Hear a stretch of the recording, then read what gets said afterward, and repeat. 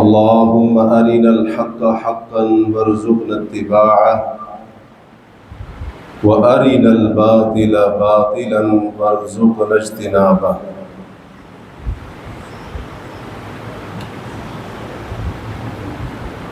معزز و مکرم سامعین،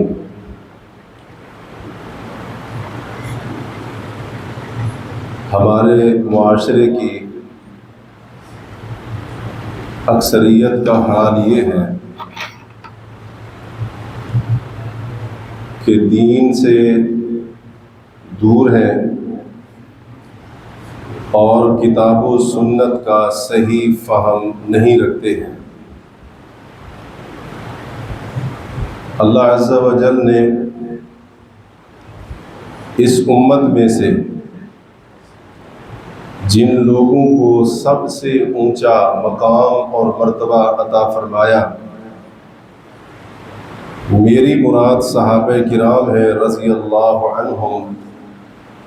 معاشرے کی اکثریت ان عظیم لوگوں کی حقیقی فضیلت سے بھی غافل ہے۔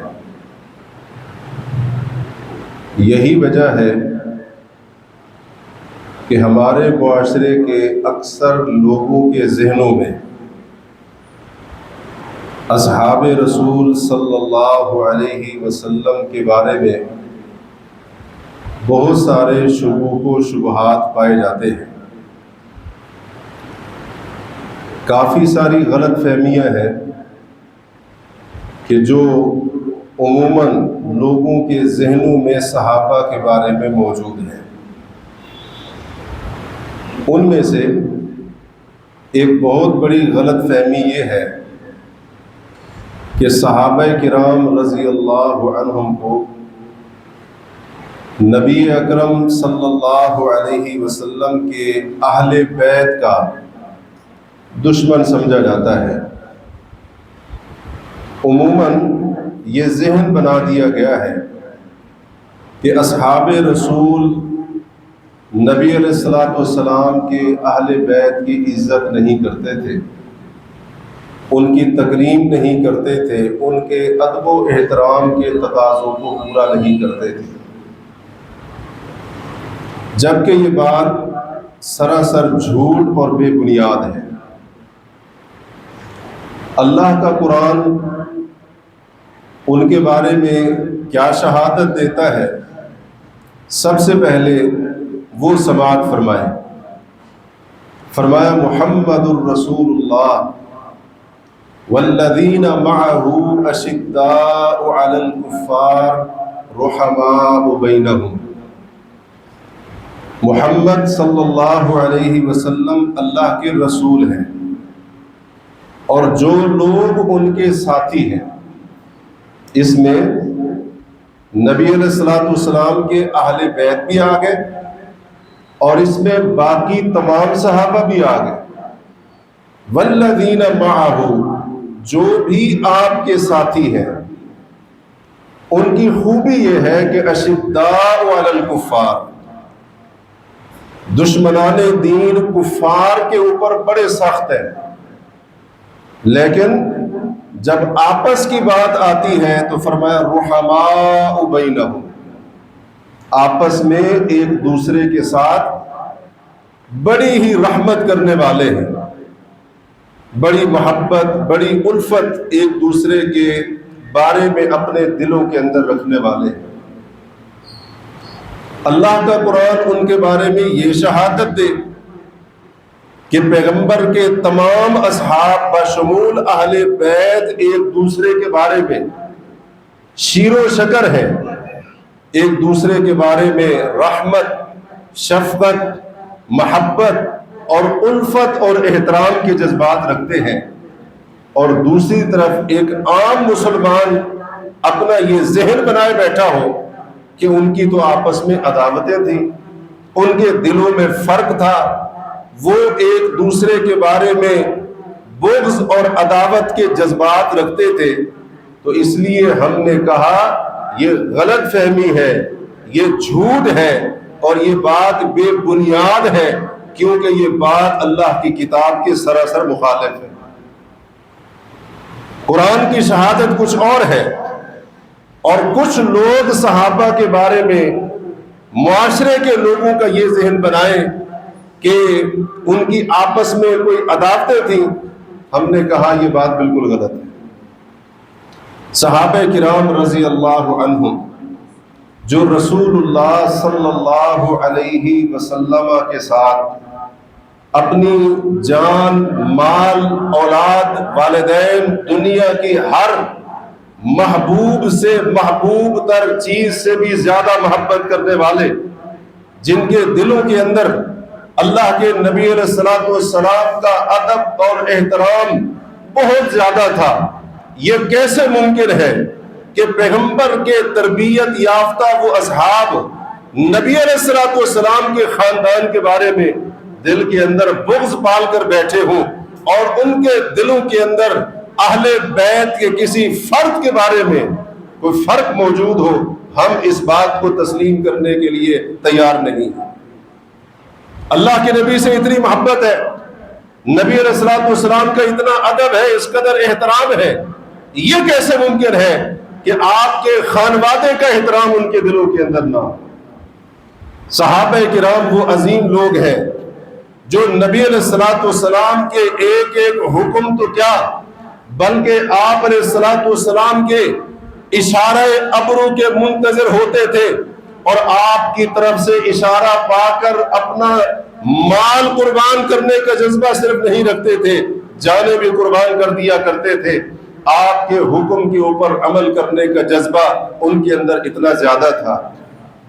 تو جب نبی علیہ الصلوۃ والسلام نے انہی اصحاب کو یہ نصیحت فرمائی ہو، یہ واعظ فرمایا ہو، یہ حکم دیا ہو کہ میرے اہل بیت کے ساتھ حسن سلوک کرنا، حضرات یہ کیسے ہو سکتا ہے؟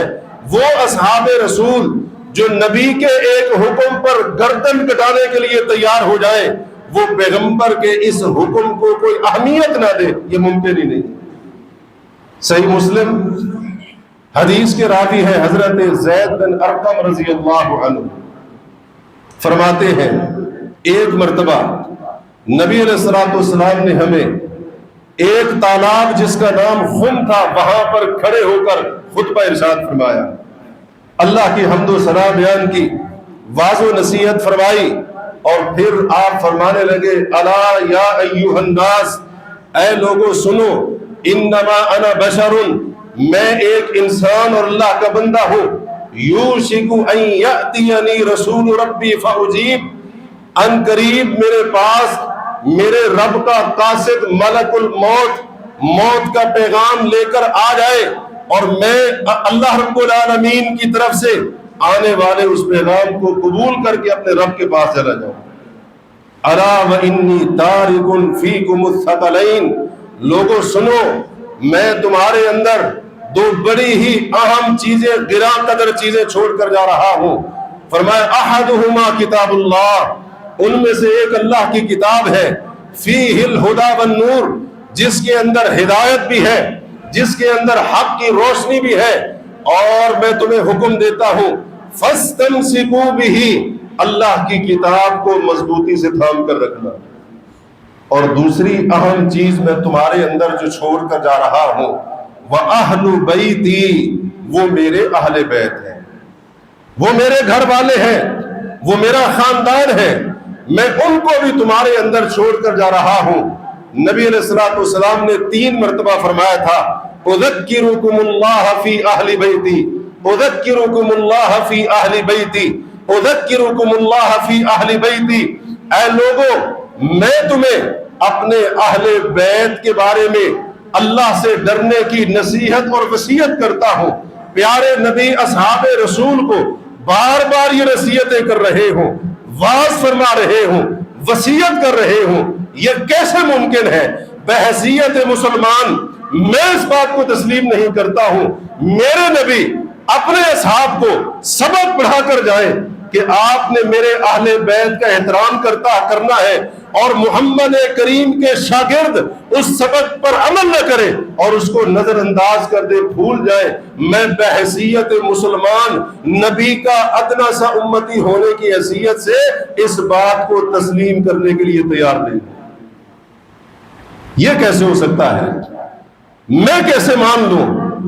آج جناب شاگرد کہتا ہے مجھے استاد نے ایک بات سکھائی تھی، بار بار سکھائی تھی، بڑی تاکید کے ساتھ سکھائی تھی، مختلف موقعوں پر میرے استاد نے میری تربیت کی تھی، آج 10 سال 20 سال 30 سال کا عرصہ گزر گیا ہے، میں نے اپنے استاد کی اس نصیحت کے اوپر ہمیشہ عمل کیا ہے اور کبھی اپنے استاد کی اس نصیحت کو نظر انداز نہیں کیا۔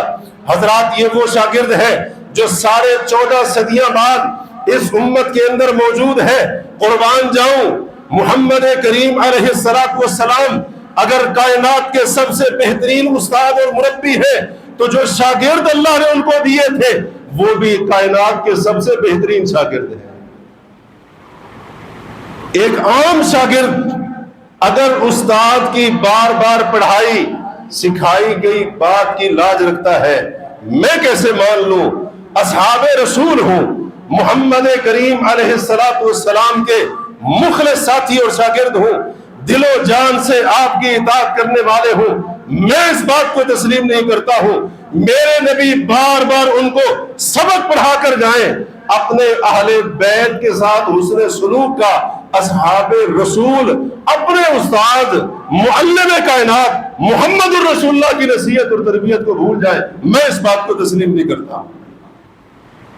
اس لیے یہ جھوٹ ہے، یہ بے بنیاد پروپیگنڈا ہے، یہ بہت بڑی غلط فہمی ہے جو اصحاب رسول کے بارے میں لوگوں کے ذہنوں کے اندر ڈال دی گئی ہے اور بار بار اس غلط فہمی کو تقویت دی جاتی ہے۔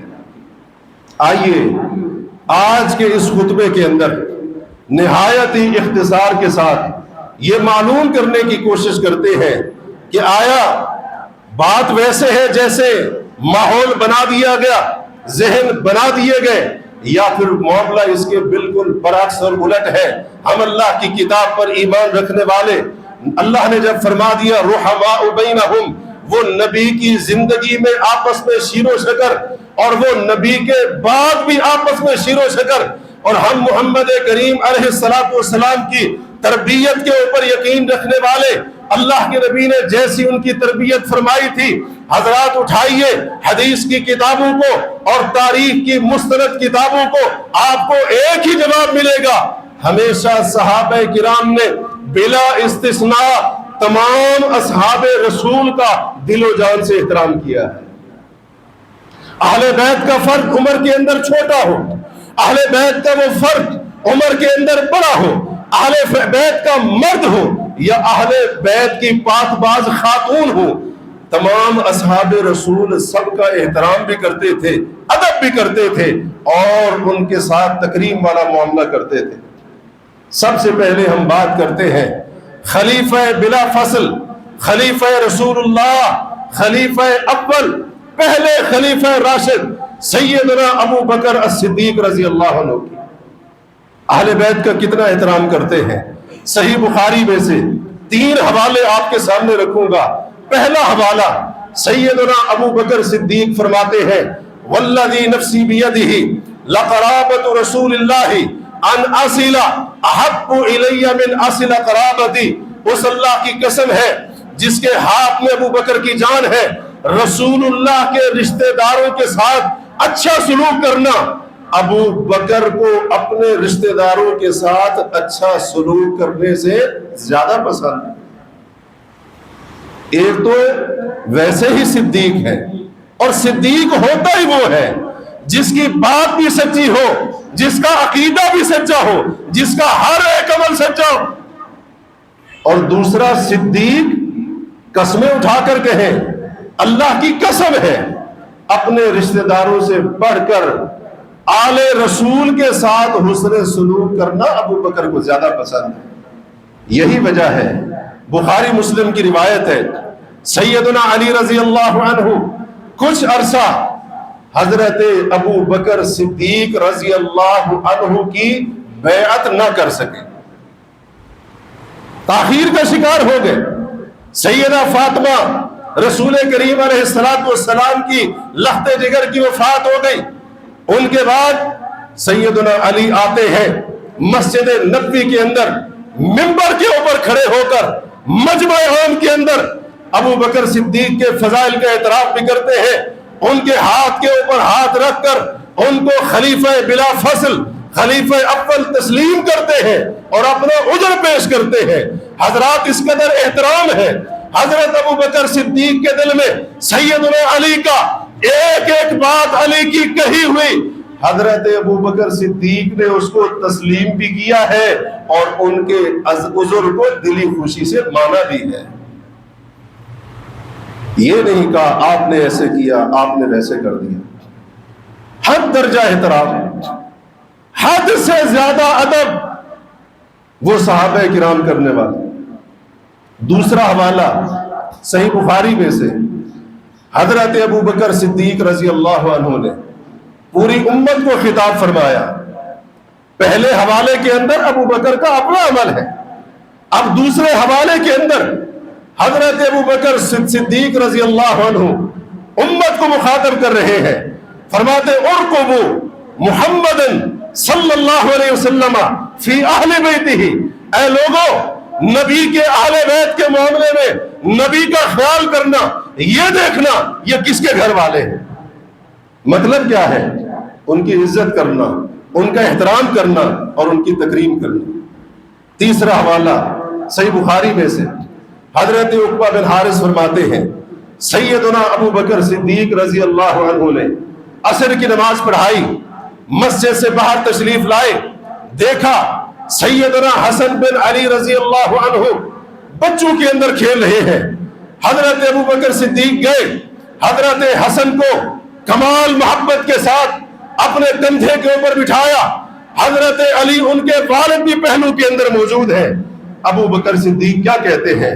کہتے ہیں بے ابی حسن، علی کے بیٹے، فاطمہ کے بیٹے، رسول اللہ کے نواسے، ابو بکر کا باپ تجھ پر قربان ہو۔ شبیہم برسول اللہ لا شبیہ لیس بشبیہ بعلی، آپ کی شکل و شباہت رسول اللہ سے ملتی ہے، آپ کی شکل و شباہت علی سے نہیں ملتی ہے۔ تاریخ یعقوبی کے اندر اسی حدیث کے آخر میں ان الفاظ کا اضافہ ہے وَعَلِيٌّ يَضْحَكُ، حضرت علی یہ منظر دیکھ رہے ہیں، ابو بکر صدیق کی حضرت حسن کے ساتھ محبت کو دیکھ رہے ہیں اور یہ ساری کی ساری باتیں سن رہے ہیں۔ یعقوبی کہتا ہے وَعَلِيٌّ يَضْحَكُ، حضرت علی رضی اللہ عنہ ابو بکر صدیق کے اس اظہار محبت و شفقت کے اوپر ہنس رہے ہیں۔ جہاں دشمنیاں ہوتی ہیں وہاں پر ایسے معاملات تو نہیں ہوا کرتے، وہاں پر اس قسم کے طرز عمل تو نہیں ہوا کرتے ہیں۔ دوسری بات ہم کرتے ہیں سیدنا عمر فاروق رضی اللہ عنہ، حضرت عمر فاروق رضی اللہ عنہ کتنی محبت ہے اہل بیت کے ساتھ، کتنا ان کا احترام کرتے ہیں، کتنی عزت کرتے ہیں، کس قدر ان کو ادب کی نگاہ سے دیکھتے ہیں۔ حضرت عمر رضی اللہ عنہ نے اہل بیت کے ساتھ، نبی کے خاندان کے ساتھ اپنی نسبت کو جوڑنے کے لیے سیدنا علی رضی اللہ عنہ سے ان کی بیٹی ام کلثوم کا رشتہ مانگا تھا۔ یہ بات صحیح بخاری میں بھی ہے، دیگر کتابوں کے اندر بھی موجود ہے، اور سیدنا علی رضی اللہ عنہ نے اس رشتے کو قبول کیا۔ اپنی لخت جگر ام کلثوم جو حضرت فاطمہ کے بطن سے پیدا ہوئی تھی، رسول اللہ کی نواسی، علی کی لخت جگر، فاطمہ کی بیٹی، سیدنا علی نے حضرت عمر کے نکاح کے اندر دی ہے۔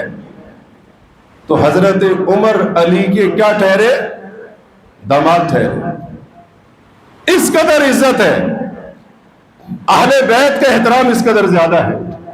خواہش دل کے اندر پیدا ہوئی کاش میں بھی اپنی نسبت کو اس عظیم خاندان کے ساتھ جوڑ لوں، اور نسبت جوڑنے کا یہ طریقہ اختیار کیا۔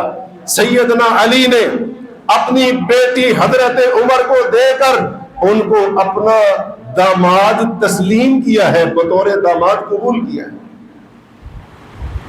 بلکہ ایک روایت میں آتا ہے جب حضرت عمر رضی اللہ عنہ کا نکاح ام کلثوم بنت علی سے ہو گیا، حضرت عمر مجمع کے اندر تشریف لائے، فرمایا الا تہنئونی، مجھے مبارکباد کیوں نہیں دیتے؟ کہا امیر المومنین کس بات کے اوپر مبارکباد دے؟ کہا آپ کو نہیں معلوم عمر نے علی کی بیٹی ام کلثوم سے نکاح کر لیا، رسول کریم کی نواسی اب حضرت عمر کے گھر کی عزت بن چکی ہے۔ یہ سب احترام کے بغیر ہو گئے۔ دشمن کو نہ بیٹیاں دی جاتی ہیں نہ دشمن سے بیٹیاں لی جاتی ہیں۔ حضرات اس کا بالکل واضح مطلب ہے، ہمیں کسی نے غلط بات بتا دی ہے، کسی نے غلط فہمی لوگوں کے ذہنوں کے اندر ڈال دی ہے۔ عمر کون ہے؟ خاندان نبوت کے داماد ہے، اور اللہ نے حضرت عمر کو ام کلثوم بنت علی سے ایک بیٹا زید بن عمر دیا اور ایک بیٹی بھی ان کے بطن سے عطا کی رضی اللہ عنہ۔ اور سیدنا علی رضی اللہ عنہ کا احترام حضرت عمر کس قدر کرتے تھے، اس کی ایک دلیل یہ بھی ہے کہ حضرت عمر رضی اللہ عنہ خاص طور پر حضرت علی سے کئی اہم معاملات کے اندر نہ صرف مشورہ کرتے تھے بلکہ ان کے مشورے پر عمل بھی کرتے تھے۔ مثال کے طور پر مسلمانوں کے لیے سن کے آغاز کا مسئلہ پیش آیا کہ مسلمان اپنی تاریخ کا اجراء اس کی ابتدا کیسے کرے۔ صحابہ کرام نے مختلف مشورے دیے، سیدنا عمر نے حضرت علی سے مشورہ مانگا۔ سیدنا علی کا مشورہ تھا کہ ہجرت کو بنیاد بنایا جائے اور اسلامی سال کی ابتدا محرم سے قرار پائے۔ حضرت عمر نے علی کے مشورے پر عمل کیا رضی اللہ عنہ۔ حضرت عمر نے ارادہ کیا کہ رومیوں کے خلاف بنفس نفیس جا کر میدان قتال کے اندر اترے۔ سیدنا علی نے مشورہ دیا، امیر المومنین عمر ابن خطاب آپ نہ جائیں، کیونکہ اگر آپ جائیں گے تو پھر ہمارے معاملات کی دیکھ بھال کون کرے گا؟ سیدنا عمر نے علی کے مشورے پر عمل کیا اور اپنے ارادے کو ترک کر دیا۔ بے شمار اس کی مثال ہے۔ اور دو موقع تو ایسے آتے ہیں کہ امیر المومنین عمر بن الخطاب رضی اللہ عنہ نے اپنا جانشین مدینہ کے اوپر سیدنا علی کو بنایا رضی اللہ عنہ۔ ایک وہ موقع بیت المقدس فتح ہوتا ہے، وہاں کا سب سے بڑا پادری یہ شرط لگاتا ہے بیت المقدس کی چابیاں تمہارے خلیفہ کو دوں گا، تم میں سے کسی کو نہیں دوں گا۔ حضرت عمر کو پتہ چلا، انہوں نے اپنی سواری لی، ایک غلام لیا، فلسطین کا ارادہ کیا اور مدینہ کے اوپر اپنا جانشین نائب بنایا علی المرتضی رضی اللہ عنہ۔ احترام بھی ہے، اعتماد بھی ہے، ادب بھی ہے، تکریم بھی ہے۔ اور دوسرا موقع سیدنا عمر رضی اللہ عنہ اپنی زندگی کا آخری حج کرنے کے لیے جا رہے ہیں اور مدینہ کے اوپر اپنا جانشین کس کو بنا کے جا رہے ہیں؟ وہ بھی سیدنا علی رضی اللہ عنہ۔ ایک بندے نے آ کر حضرت عمر سے مسئلہ پوچھا، حضرت عمر نے کہا جاؤ علی سے مسئلہ پوچھ کر آؤ۔ مسئلہ پوچھنے والا حضرت عمر کے پاس آتا ہے، عمر کس کے پاس بھیج رہے ہیں؟ علی کے پاس بھیج رہے ہیں رضی اللہ عنہ۔ یہ ان کے علم اور ان کی فضیلت کا اعتراف بھی ہے اور ان کا احترام بھی ہے۔ علی سے جا کر پوچھ کے آؤ۔ وہ بندہ جاتا ہے، احرام کے بارے میں، عمرے کے بارے میں مسئلہ تھا، جا کر پوچھتا ہے، آ کر سیدنا عمر کو آ کر بتاتا ہے۔ حضرت عمر نے کہا جو جواب علی نے دیا ہے وہی جواب عمر نے دینا تھا رضی اللہ عنہ۔ اور بات کریں حسنین کریمین کی تو سیدنا عمر بن خطاب رضی اللہ عنہ حسنین کریمین کا بھی بہت زیادہ احترام کرنے والے تھے، حد درجہ ان کا ادب اور ان کی تکریم کرنے والے تھے۔ بے شمار واقعات ہیں۔ ایک واقعہ یہ حضرت عمر رضی اللہ عنہ نے اپنے دور خلافت میں مستحقین یعنی جن کو وظائف دینے تھے بیت المال میں سے، ان کے جب نام لکھوائے، ایک رجسٹر تیار کروایا، تو حضرت عمر رضی اللہ عنہ نے اس رجسٹر کے اندر سب سے پہلے اہل بیت کے افراد کے نام درج کروائے، سب سے پہلے ان کے نام درج کروائے، اور حضرت حسن حضرت حسین رضی اللہ عنہما ان کا وہی وظیفہ مقرر کیا جو بدری صحابہ کا تھا، حالانکہ بدر کے مارکے کے موقع پر حسن و حسین کی ابھی ولادت بھی نہیں ہوئی تھی، بلکہ حضرت علی کا فاطمہ رضی اللہ عنہ سے نکاح بھی نہیں ہوا تھا۔ وظیفہ کتنا مل رہا ہے؟ بدری صحابہ کے برابر۔ کیوں؟ رسول اللہ کے نواسے ہیں، اہل بیت کا جشم و چراغ ہے، یہ احترام نہیں ہے تو کیا؟ ایک مرتبہ ایسے ہوا، یمن سے چادریں آتی ہیں، حضرت عمر نے وہ چادریں تقسیم کی، ان میں سے کوئی ایسی چادر حضرت عمر کو نظر نہیں آتی ہے جو حسنین کریمین کے شان شان ہو۔ حضرت عمر نے یمن کے گورنر کی طرف پیغام بھیجا، کہا یمن سے ان دو شہزادوں کے لیے اسپیشل چادریں تیار کرواؤ۔ اس نے 2 اسپیشل چادریں تیار کروائیں، مدینہ بھیجی، حضرت عمر نے دیکھی، پسند آئی، حسنین کریمین کو پہنائی۔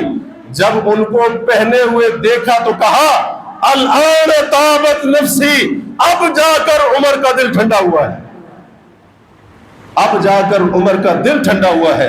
پہلی جو چادریں تھیں حسن حسین کے شان شان نہیں تھیں، اب یہ جو چادریں ہیں یہ ان کے شان شان ہیں۔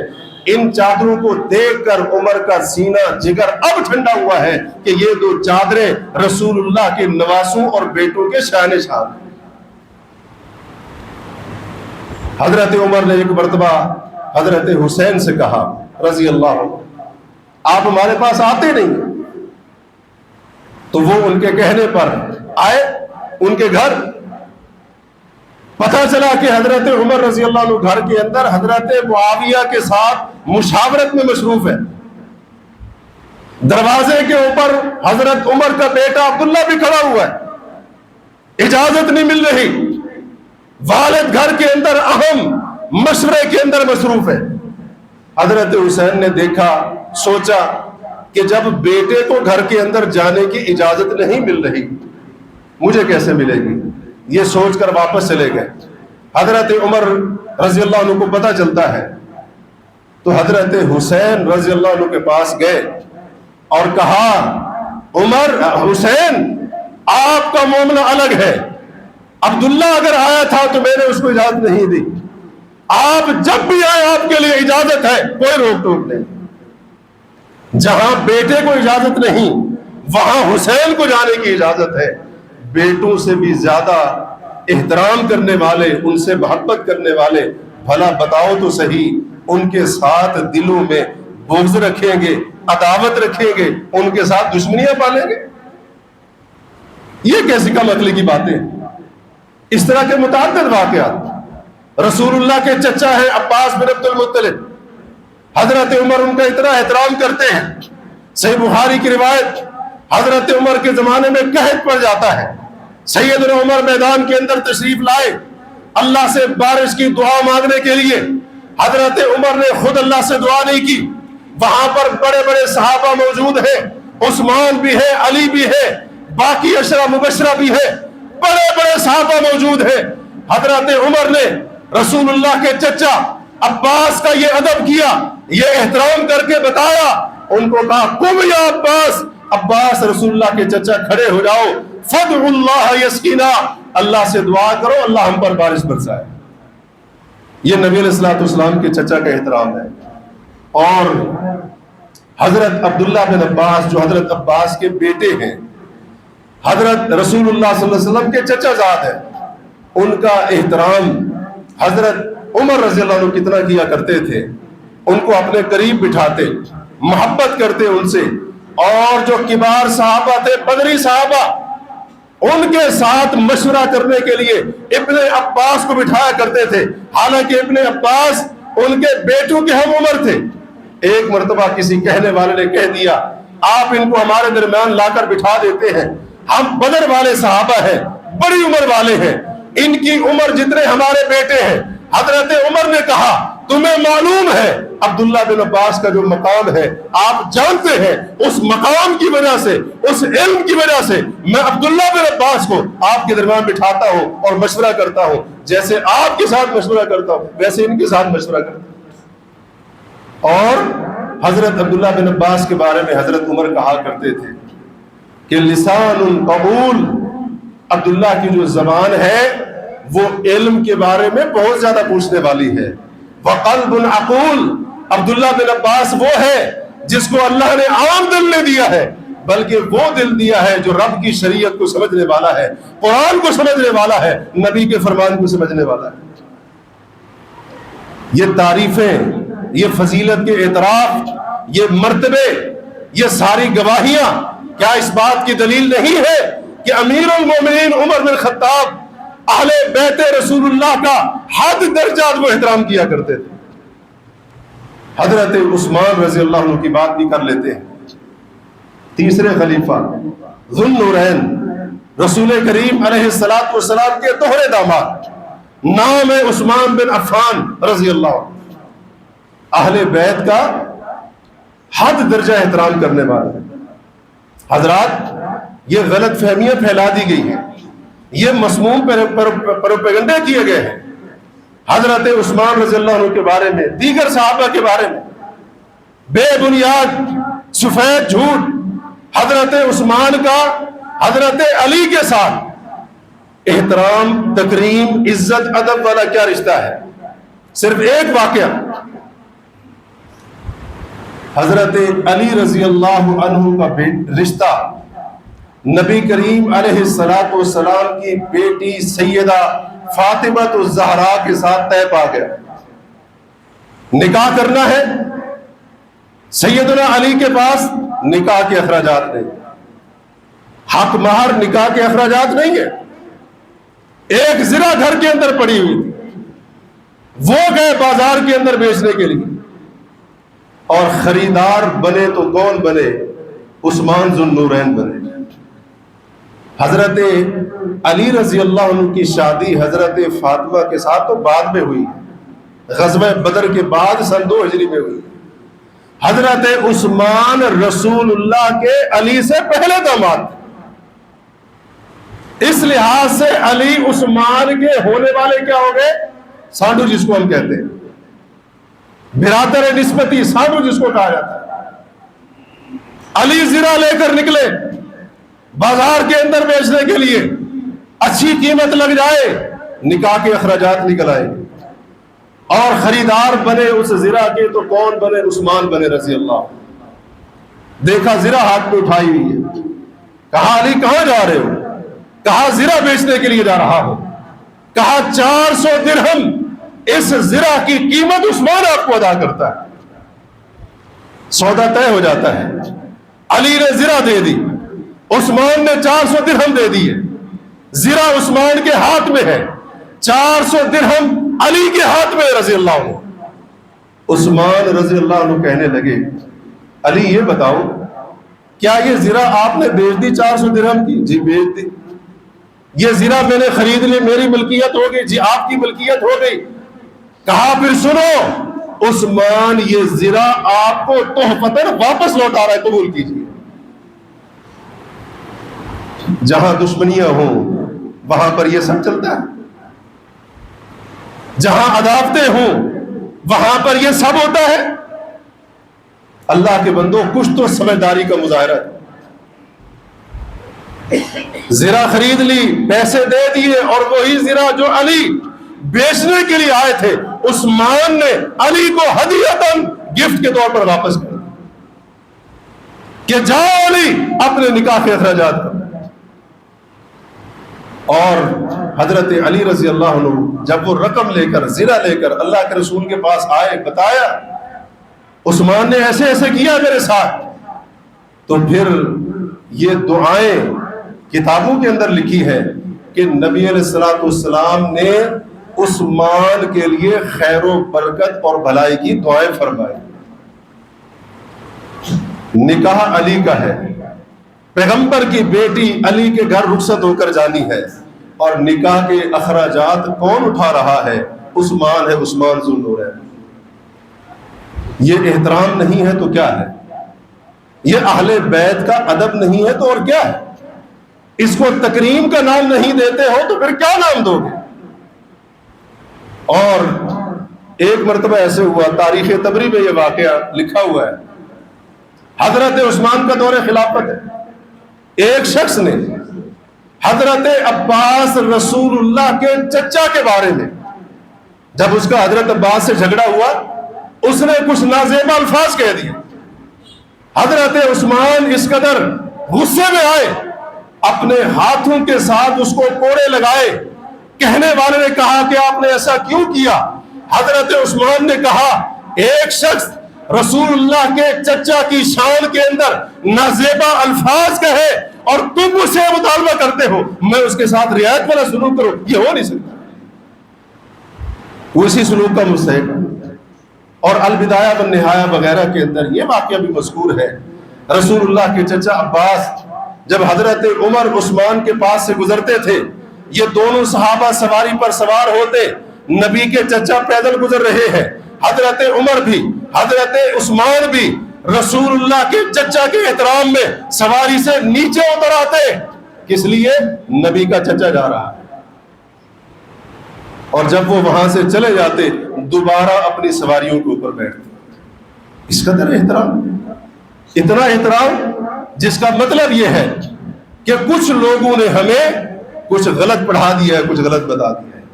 یہاں تو احترام ہی احترام نظر آ رہا ہے. یہاں پر رحماء بینہم کی عملی تصویر ایک ایک ادا اس کی جھلک رہی ہے. سیدہ عائشہ صدیقہ ہے رضی اللہ عنہا، خود بھی اہل بیت میں سے ہے. اہل بیت کا احترام کتنا ہے؟ حضرت فاطمہ کے بارے میں فرماتی ہے رضی اللہ عنہا، میں نے اللہ کے نبی سے مشابہ اگر کسی کو گفتگو میں، عادات کے اندر، چال ڈھال کے اندر اگر کسی کو دیکھا ہے وہ رسول اللہ کی بیٹی فاطمہ تھی. سنن ابن ماجہ کے اندر حدیث ہے، ایک بندہ آتا ہے، ام المومنین میں نے موضوع پر مسا کے بارے میں مسئلہ پوچھنا ہے. حضرت عائشہ فرماتی ہے ایتی علیًا، علی کے پاس جاؤ، فإنہ أعلم بذلك منی، علی مسح کا مسئلہ عائشہ سے زیادہ جانتے. حضرت عائشہ نے سائل کو کہاں بھیجا؟ علی کے پاس بھیجا. جہاں دشمنیاں ہوں وہاں پر ایسا نہیں کیا جاتا ہے. جس کے ساتھ عداوت ہو اس کو نیچا دکھایا جاتا ہے، اس کی عزت اس طرح سے بڑھائی نہیں جاتی ہے. مجھے اس مسئلے کا زیادہ پتہ نہیں، علی سے رجوع کرو. وہ موضوع پر مسح کرنے کا مسئلہ ام المومنین عائشہ سے زیادہ جانتے ہیں. اور البدایہ والنہایہ وغیرہ کے اندر یہ بات مذکور ہے کہ سیدنا حسن رضی اللہ عنہ نے اپنی زندگی میں حضرت عائشہ سے اجازت مانگی تھی، ام المومنین کل اہل ایمان کی ماں، مجھے اجازت دیجئے کہ میں اپنے نانا کے ساتھ آپ کے حجرے کے اندر دفن کیا جاؤں. حضرت عائشہ نے کھلے دل سے اجازت دے دی. وفات سے پہلے حضرت حسن نے اپنے بھائی حسین کو وصیتیں کرتے ہوئے ایک وصیت یہ بھی کی تھی کہ اے حسین، حضرت عائشہ کے پاس دوبارہ جانا ہو سکتا ہے پہلے انہوں نے احتراماً اجازت دے دی ہو، وفات کے بعد دوبارہ جانا اور میرا پیغام لے کر جانا. حسن آپ سے اجازت مانگتے ہیں اپنے نانا کے پہلو میں دفن ہونے کی.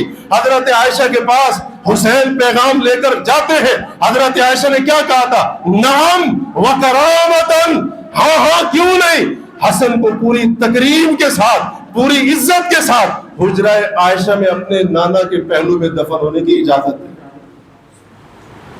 دشمنیاں ہوں تو وہاں پر ایسے معاملات نہیں ہوتے. حضرات پتہ چلا کسی نے کوئی ہوائی اڑائی ہے، کسی نے جھوٹ کا پلندہ تیار کر کے لوگوں کے ذہنوں کے اندر اتارا ہے. ان کی تو آپس میں عداوتیں تھیں، وہ تو آپس میں ایک دوسرے کے بارے میں فرق رکھا کرتے تھے. بالکل غلط، 100% جھوٹ، بے بنیاد، باطل بات. ان کی سیرت و کردار ایک ایک جھوٹ کی تردید کر رہی ہے۔ حضرت ابو ہریرہ رضی اللہ عنہ، مسند احمد کے اندر حدیث ہے، کہتے میں جب بھی حضرت حسن کو دیکھا کرتا تھا میری آنکھوں سے آنسو بہنے شروع ہو جاتے تھے۔ اس کی وجہ یہ ہے، میں ایک مرتبہ نبی علیہ الصلوۃ والسلام کے ساتھ تھا، میں نے اللہ کے رسول کا اپنے نواسے حسن کے ساتھ پیار دیکھا۔ آپ نے اس موقع پر دعا کی، اللہم انی احبہ فاحببہ، اے اللہ میں محمد الرسول اللہ حسن سے محبت کرتا ہوں، یا رب تو بھی حسن سے محبت فرما، وَأَحِبَّ مَن يُحِبُّهُ، یا رب جو بھی حسن سے محبت کرے اس سے بھی محبت فرما، جو بھی حسن سے پیار کرے اس سے بھی محبت فرما۔ فرماتے ہیں یہی وجہ ہے کہ جب بھی حسن کے اوپر میری نظر پڑتی ہے مجھے وہ واقعہ یاد آ جاتا ہے، نبی کی اپنے نواسے کے ساتھ محبت یاد آ جاتی ہے اور میری آنکھوں سے بے اختیار آنسو نکل آتے ہیں۔ اور امام ذہبی کی تاریخ الاسلام اور سیر اعلام النبلاء نام کی 2 کتابیں، ان کے اندر یہ واقعہ مذکور ہے۔ ایک جنازے کے اندر شرکت کا موقع ملتا ہے، تابعی کہتے ہیں اس جنازے کے اندر حضرت ابو ہریرہ بھی ہے اور حضرت حسین بھی ہے۔ جب جنازے سے واپس آ رہے ہیں حضرت حسین تھک جاتے ہیں، ایک جگہ پر بیٹھ جاتے ہیں۔ حضرت ابو ہریرہ نے دیکھا حسین کے پاؤں پر مٹی لگی ہوئی ہے، نواسے رسول کے پاؤں خاک آلود ہو چکے ہیں، مٹی لگی ہوئی ہے، گرد پڑی ہوئی ہے۔ تو ابو المحزم نام کا تابعی کہتا ہے میں نے دیکھا حضرت ابو ہریرہ نے اپنے کپڑے کے ذریعے کے ساتھ حضرت حسین کے پاؤں صاف کرنے شروع کر دیے۔ ابو ہریرہ نے حسین کے پاؤں صاف کرنے شروع کر دیے۔ وجہ کیا ہے؟ ابو ہریرہ محمد رسول اللہ کا شاگرد ہے۔ یہ کیسے ہو سکتا ہے؟ نبی نے تربیت کی ہو اپنے اہل بیت کے ساتھ محبت، ان کا احترام کرنے کی، ابو ہریرہ یا دیگر صحابہ اس کو بھول جائے، یہ کیسے ہو سکتا ہے؟ ابو ہریرہ اپنے کپڑے کے ساتھ حسین کے پاؤں صاف کر رہے ہیں۔ حضرت حسین نے کہا ابو ہریرہ آپ کیا کر رہے ہیں؟ آپ عمر میں بڑے ہیں، علم میں بڑے ہیں، کیا کر رہے ہیں یہ؟ حضرت ابو ہریرہ نے کہا کہ لوگوں کو اگر وہ فضیلتیں آپ کی پتہ چل جائیں جو ابو ہریرہ کو معلوم ہے، میں تو پاؤں صاف کر رہا ہوں نا۔ حسین یہ آپ کو کندھوں کے اوپر اٹھا لے اور آپ کا پاؤں زمین کے اوپر نہ لگنے دے۔ یہ سیدنا ابو ہریرہ کا ادب ہے، احترام ہے۔ عبداللہ بن عمر کے بیٹے رضی اللہ، صحیح بخاری کے اندر حدیث ہے، جب حضرت جعفر طیار کے بیٹے عبداللہ بن جعفر کو دیکھا کرتے تھے تو ان کو سلام کیا کرتے تھے ان الفاظ کے ساتھ، السلام علیکہ یبن ذی الجناحین، اے 2 پروں والے کے بیٹے تجھ پر اللہ کی طرف سے سلامتی ہو۔ 2 پروں والا یہ کس کا لقب ہے؟ حضرت جعفر طیار کا لقب ہے جو سیدنا علی کے بھائی تھے۔ غزوہ موتا کے اندر جانثاری کے جوہر دکھاتے دکھاتے ان کے دونوں بازو کٹ گئے۔ جھنڈا دائیں ہاتھ میں تھا، حملہ ہوتا ہے دائیں بازو کٹ جاتا ہے، جھنڈا بائیں ہاتھ کے اندر پکڑا، بائیں بازو بھی شہید ہو جاتا ہے، کٹ جاتا ہے، اور اپنے سینے کے اندر جھنڈے کو دبا لیا۔ یہ ہے حضرت جعفر کہ اسلام کا جھنڈا زمین پر نہیں گرنا چاہیے۔ جام شہادت نوش کیا۔ رسول اللہ نے فرمایا اللہ تبارک و تعالی نے جعفر کے 2 بازو کے بدلے میں ان کو جنت کے اندر 2 پر عطا کیے ہیں، وہ جنت میں جہاں بھی جاتے ہیں وہاں اڑ کر پہنچ جاتے ہیں۔ اس لیے حضرت جعفر کو کیا کہا جاتا ہے؟ جعفر طیار۔ اللہ کے نبی نے جو فرمایا تھا، حضرت عبداللہ بن عمر اسی حدیث کو سامنے رکھ کر جعفر کے بیٹے عبداللہ کو کیا کہہ رہے ہیں؟ السلام علیکہ یبن ذی الجناحین، اے جعفر طیار کے بیٹے، اہل بیت کے چشم و چراغ آپ کے اوپر سلام ہو، رب آپ کے اوپر سلامتی نازل کرے۔ عمر کے بیٹے عبداللہ، پتہ چلا عمر کی تربیت یہ بول رہی تھی، عمر کی تربیت بتا رہی ہے۔ صحابہ کے گھروں میں اولاد کی تربیت ہوا کرتی تھی، اہل بیت کا احترام کس طرح سے کرنا ہے، ان کا اکرام کس طرح سے کرنا ہے۔ حضرات میں کیسے مان لوں اس بات کو، اس پروپیگنڈے کو؟ وہ تو آپس میں دشمن تھے، وہ تو ایک دوسرے کے بارے میں بغض پالے ہوئے تھے۔ میرے رب کا قرآن کہتا ہے رحماء بینہم، اور ان کی سیرت جس کے اوپر اللہ کا قرآن گواہ بن رہا ہے، ان کی سیرت اس کے خلاف بتا رہی ہے۔ صحابہ بھی ادب کرنے والے اور صحابہ کی اولادیں بھی اہل بیت کے ایک ایک فرد کا ادب کرنے والے۔ صحابی کا نام ہے زید بن ثابت۔ ایک مرتبہ سواری کے اوپر سوار ہو رہے ہیں، حضرت عبداللہ بن عباس جن کا ذکر خیر ہوا، انہوں نے سواری کے رکاب کو پکڑ لیا جس کے اوپر پاؤں رکھ کر سوار ہوا جاتا ہے، وہ جگہ پکڑ لی سواری۔ حضرت زید بن ثابت نے کہا، اے رسول اللہ کے چچا زاد، آپ یہ کیا کر رہے ہیں؟ آپ دور ہو جائے، رکاب کو چھوڑ دیں، یہ آپ کے شہر شان نہیں، آپ اہل بیت سے تعلق رکھتے ہیں، آپ میری سواری کا رکاب پکڑ کر مجھے سواری کے اوپر سوار کریں، یہ مناسب نہیں ہے، اچھا نہیں لگتا۔ تو پھر ابن عباس نے کیا کہا تھا؟ انہوں نے کہا تھا، ہاکذا امرنا ان نفعل بعلمائنا وکبرائنا، ہمیں یہی تربیت ملی ہے، ہم اپنے علماء اور اپنے بڑوں کا اسی طرح سے ادب کریں۔ ابن عباس اہل بیت کے فرد ہیں، صحابی رسول زید بن ثابت کا ادب کر کے بتا رہے ہیں، بلکہ ادب کرنا سکھا رہے ہیں۔ حضرت زید بن ثابت نے جب یہ سنا، فوراً ابن عباس کا ہاتھ پکڑا، ہاتھ کے اوپر احتراماً ادباً تعظیماً تکریماً بوسہ دیا اور کہا، ہاکذا امرنا ان نفعل باہل بیت نبینا، یہ ہمارے نبی کی تربیت ہے، ہمیں یہی حکم دیا گیا ہے، ہم اپنے نبی کے اہل بیت کے ساتھ یہی احترام والا سلوک کریں۔ صحابی کا نام ہے عمرو بن عاص، کعبہ کے سائے میں بیٹھے ہوئے حضرت حسین کو آتے ہوئے دیکھ لیا، کیا کہنے لگے؟ کہا، آج کے دن روئے زمین کے اوپر جتنے لوگ موجود ہیں، اگر ان میں سے آسمان والوں کو کوئی سب سے زیادہ محبوب اور پیارا ہے تو حسین بن علی ہے جو سامنے سے آ رہا ہے۔ کون کہہ رہے؟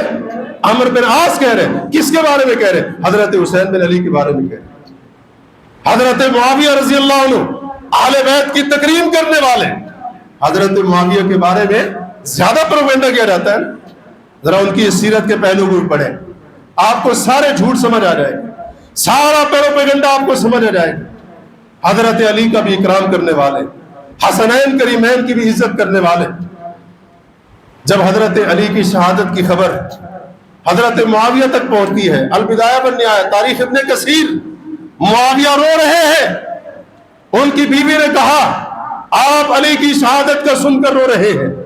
جب وہ زندہ تھے آپ کو ان کے ساتھ اختلاف بھی ہوا تھا، انہوں نے کہا، وہی حقی تیرے اوپر افسوس ہو، تجھے نہیں معلوم کہ آج دنیا کے لوگ کس قدر فضیلت، علم اور دین کی شریعت کا جو فہم ہے اس سے محروم ہو گئے۔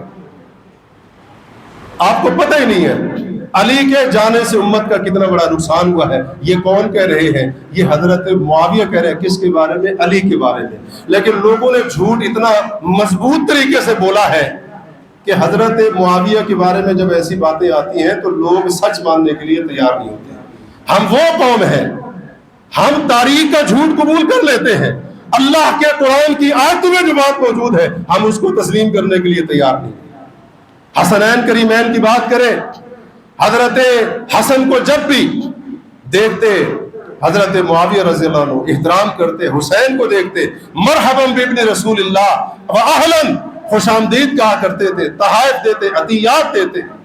تو اس طرح کے بہت سارے واقعات ہیں جن سے پتہ چلتا ہے کہ تمام اصحاب رسول صلی اللہ علیہ وسلم اہل بیت کا دل و جان سے احترام کرنے والے تھے۔ اس کے خلاف اگر کوئی بات کرتا ہے تو وہ اللہ کی کتاب کے خلاف بات کر رہا ہے، وہ صحابہ کرام کی پاکیزہ سیرت اور کردار کے خلاف بات کر رہا ہے، وہ محمد کریم علیہ الصلوۃ والسلام کی تربیت کے اوپر انگلی اٹھانا چاہتا ہے، زبان درازی کرنا چاہتا ہے۔ جو شخص یہ کہتا ہے کہ اصحاب رسول اہل بیت رسول کا احترام نہیں کرتے تھے، اللہ تبارک و تعالیٰ سے دعا ہے کہ صحابہ کرام رضی اللہ عنہم کے نقش قدم پر چلتے ہوئے اللہ تبارک و تعالیٰ ہمیں بھی اہل بیت رسول سے سچی محبت کرنے کی توفیق عطا فرمائے۔ اللہ ہمیں بھی یہ توفیق دے کہ ہم دل و جان سے ان کا اکرام، ان کی عزت اور ان کا ادب کریں۔ اقول قولی ھذا واستغفر اللہ لی و لکم۔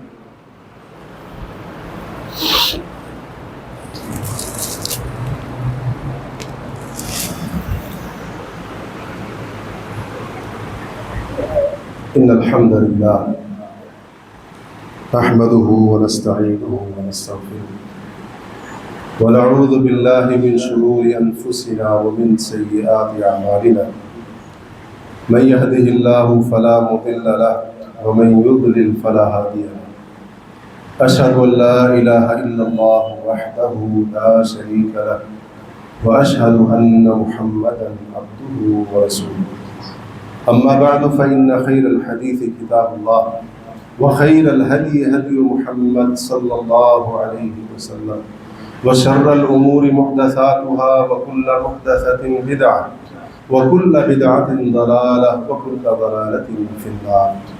اللهم صل على محمد وعلى آل محمد كما صليت على إبراهيم وعلى آل إبراهيم إنك حميد مجيد. اللهم بارك على محمد وعلى آل محمد كما باركت على إبراهيم وعلى آل إبراهيم إنك حميد مجيد. سبحان ربك رب العزة عما يصفون وسلام على المرسلين والحمد لله رب العالمين.